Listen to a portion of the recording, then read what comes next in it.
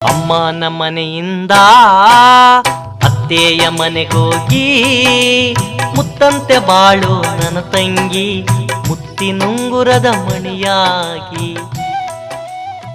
ನಮಸ್ಕಾರ. ನಮ್ಮ ಬಾಲಕೃಷ್ಣ ನನ್ನ ಆತ್ಮೀಯ ಗೆಳೆಯ. ಭಾಳ ದಿನಗಳ ಕಾಲ ನಾವೆಲ್ಲ ಒಟ್ಟಿಗೆ ಬೆಂಗಳೂರಿನಲ್ಲಿ ಕೆಲಸ ಮಾಡಿದ್ವಿ. ಈಗ ಬರ್ಗೂರಲ್ಲಿ ಏನೋ ಇಲ್ಲಿ ಅವ್ರು ಯಾವಾಗಲೂ ಹೇಳ್ತಿದ್ದೆ ನಾನು ಹಳ್ಳೀಲಿ ಏನಾರ ಮಾಡ್ತೀನಿ ಹೋಗಿ ಅಂತ. ಸೊ ಈಗ ಹಳ್ಳಿಗೆ ಬಂದಿದ್ದಾರೆ, ತುಂಬ ಸಂತೋಷ. ಹಾಗೆ ನಾನು ಶಿರಾ ತಾಲೂಕನ್ನ ನಾವು ಯಾವತ್ತೂ ಮರೀಲಿಕ್ಕಾಗಲ್ಲ. ಶಿರಾ ತಾಲೂಕು ನಮ್ಮ ಪುಣ್ಯಭೂಮಿ ಅಂದರೆ ಸುಮಾರು 17 ವರ್ಷಗಳ ಕಾಲ ಇಲ್ಲೇ ಓಡಾಡಿದಂಥ ನನ್ನ ನೆಲ ಇದು. ಹಾಗೆ ಇಲ್ಲಿ ಸಾಲು ಮರದ ಚಿಕ್ಕಂಚಪ್ಪ ಅಂತ ನಾನು ಬರೋದಕ್ಕೆ ಮೊದಲೇ ಸತ್ತೋಗಿದ್ರು ಅವರು ಕಟ್ಟಿ ಮರಗಳಿದ್ವು ಅವ್ರವೆಲ್ಲನೂ. ಅವತ್ತು ನಾನು ಈ ಜನರ ಜೊತೆ ಹೋರಾಡಿ ಅವತ್ತು ಯಾರನ್ನ ಮರ ಕಡಿದ್ರೆ ನನಗೆ ಬಂದು ದೂರ ಹೇಳೋರು. ಈ ಹಳ್ಳಿಯವ್ರ ಜೊತೆ ಜಗಳ ಆಡಿ ಆ ಮರಗಳನ್ನ ಉಳಿಸಿದ್ವಿ. ಕೆಲವು ಅಂದರೆ ಅದಕ್ಕೆ ಕೆಲವು ಹುಳ ಬಿದ್ದು ಕೆಲವು ಹೋಗಿದ್ದಾವೆ. ಮತ್ತು ಇನ್ನೂ ಭಾಳಷ್ಟು ಸುಮಾರು ಒಂದು 3 ಕಿಲೋಮೀಟ್ರು ಮರಗಳಿದ್ದಾವೆ. ಮೊದಲು ನಿಮಗೆ ಗೊತ್ತಿದೆ, ತಿನ್ಲಿಕ್ಕೆ ಏನೂ ಸಿಗ್ತಿರ್ಲಿಲ್ಲ. ಕಡಲೆಕಾಯಿ ಬಿಟ್ಟರೆ ಇಲ್ಲಿ ಏನೂ ಇರ್ತಿರ್ಲಿಲ್ಲ. ದಿನ ಬೆಳಗಾರೆ ಏನಿರೋಣ ಅವಾಗ ಈ ನಮ್ಮ ಜೈರಾಮು ಇವರೆಲ್ಲ ಅಂದರೆ ನಮ್ಮ ಹುಡುಗರು ಇದ್ದಾರೆ, ಉಮೇಶ್ ಈ ಥರ ಹುಡುಗರು. ಮತ್ತು ಇವರೆಲ್ಲ ಸೀನಿಯರ್ಗಳು. ಅವಾಗ ನನಗೇನಂದರೆ ಅಂದರೆ ಭಾಳ ಬಿಡಿ, ಆ ಋಣ ತೀರಿಸ್ಲಿಕ್ಕಾಗಲ್ಲ. ಯಾರ ಮನೆಯಲ್ಲಿ ಏನಾದರೂ ನನ್ನನ್ನು ಮೊದಲು ಕರೀಲೇಬೇಕು, ಮೇಷ್ಟ್ರಿಗೆ ಇಡಲೇಬೇಕು ಅಂತಿತ್ತು ಆ ಕಾಲದಲ್ಲಿ. ಆದ್ದರಿಂದ ಏನಿರೋಣ ಮೊದಲು ಮೇಷ್ಟ್ರು. ಹಾಗೆ ಕಡಲೆಕಾಯಿ ಸುಟ್ಟು ಕೊಡ್ತಿದ್ರು. ಆಮೇಲೆ ಅವ್ರು ಬೆಳೆದಿದ್ದು ಅದು ಇದು ಎಲ್ಲ ಎಷ್ಟು ಕೋಳಿ ಮೊಟ್ಟೆ ತಿಂದಿದ್ದೀನೋ ನನಗೆ ಗೊತ್ತಿಲ್ಲ, ಎಷ್ಟು ತುಪ್ಪ ತಿಂದಿದ್ದೀನೋ ಗೊತ್ತಿಲ್ಲ. ಅದೆಲ್ಲ ನೆನಪುಗಳು.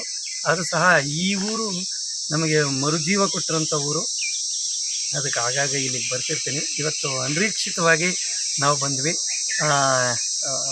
ಯಾವಾಗಲೂ ಒಂದು ವಿಸಿಟ್ ಕೊಡಬೇಕು, ಈ ಮರಗಳನ್ನ ನೋಡೋಗ್ಬೇಕು. ಈ ಮರಗಳನ್ನ ನಾನು ಭಾಳ ಕಷ್ಟಪಟ್ಟು ಅವತ್ತಿನ ಕಾಲದಲ್ಲಿ ಎಲ್ಲ ಈ ಸೊಪ್ಪು ಕಡ್ದಾಕ್ಬಿಡೋರು. ಮಳೆ ಬಂದರೆ ಎಲ್ಲ ಕುರಿಗಳು ಕಡ್ದಾಕ್ಬಿಡೋರು.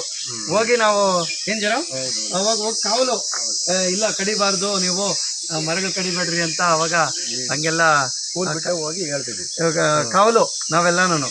ಆಮೇಲೆ ನೋಡಿ, ಇದೊಂದು ತಂಗುದಾಣ ಅವತ್ತು ಕಟ್ಸಿರೋದು. ಇವಾಗ ಸ್ವಲ್ಪ ಹಾಳಾಗಿದೆ. ಅದು ನಮ್ಮ ಕಾಲದಲ್ಲಿ ಕಟ್ಸಿದಂಥ ತಂಗುದಾಣ ಫಸ್ಟು. ಇವತ್ತಿಗೂ ಕೆಲವು ಕೊಟೇಶನ್ ಹಂಗೂ ಇಲ್ಲೇ ಇದ್ದಾವೆ. ಕೊಟೇಶನ್ ಅಳಿಸಿಲ್ಲ, ಅವೆಲ್ಲ ಹಂಗೆ ಇದ್ದಾವೆ. ಸ್ವಲ್ಪ ನಾನು ಇಲ್ಲದೆ ಇರೋದ್ಮೇಲೆ ಸ್ವಲ್ಪ ಬಿಟ್ಟಿದ್ದಾರೆ ಜನ, ಆದರೂ ಅವತ್ತಿಂದು ಇದಿದ್ದಾವೆ. ಇವೆಲ್ಲ ನಾನು ಹಾಕಿರೋ ಮರಗಳೇ. ಈ ಮರ ನಾನು ಹಾಕಿರೋದು, ನೇರಳೆ ಮರ ನಾನು ಹಾಕಿರೋದು. ಅಲ್ಲಿರೋ ಹುಣಸೆ ಮರಗಳು ನಾವು ಕೊಟ್ಟಿರೋದು. ಇದೆಲ್ಲ ಫ್ರೀಯಾಗಿ ಕೊಟ್ಟಿರೋದು. ಜನ ಎಲ್ಲ ಮರಗಳು ಸುಮಾರು ಸಾವಿರಾರು ಹುಣಸೆ ಮರಗಳು ಕೊಟ್ಟಿದ್ದೀವಿ ಅವತ್ತು ಎಲ್ಲ. ನಿಮ್ಮ ಆಮೇಲೆ ನುಗ್ಗೆ ಗಿಡಗಳು ಕೊಟ್ಟಿದ್ವಿ. ಇವಾಗ ಅವು ಇರ್ಬೋದು, ಇದಾವ ಇಲ್ಲ ಗೊತ್ತಿಲ್ಲ. ಹುಣಸೆ ಗಿಡ ಇದಾವೆ, ಹುಣಸೆ ಗಿಡ ಇದಾವಲ್ಲ. ತುಂಬಾ ಜನ ಚೆನ್ನಾಗಿ ಸಾಕೊಂಡಿದ್ದಾರೆ. ಏನಂದ್ರೆ ಇದೊಂದು ಇಲ್ಲಿ ಬಂದ್ಬಿಟ್ರೆ ಏನೋ ಒಂದು ಬೇರೆ ತರ. ಇಲ್ಲಿ ನಿಮ್ಗೆ ಇನ್ನೊಂದು ಹೇಳ್ಬೇಕು ಬಾಲವರೇ, ಇಲ್ಲೊಂದು ನೀರು ಇಡ್ತಿದ್ವಿ ನಾವು, ಸಣ್ಣಗಿರೋ ನೀರು. ಇಲ್ಲಿ ಯಾರೇ ಹೋಗಿರ್ಲಿ ಬಂದು ಇಲ್ಲಿ ನೀರು ಕುಡ್ಕೊಂಡು ಹೋಗೋರು. ಅಷ್ಟು ಚೆನ್ನಾಗಿತ್ತು. ಇಲ್ಲೆಲ್ಲ ಬಳ್ಳಿ ಹಬ್ಸಿದ್ವಿ. ಪೂರ್ತಿ ಪ್ರತಿ ವಾರಕ್ಕೊಮ್ಮೆ ನಮ್ಮ ಸ್ಕೂಲ್ ಹುಡುಗರು ಬಂದು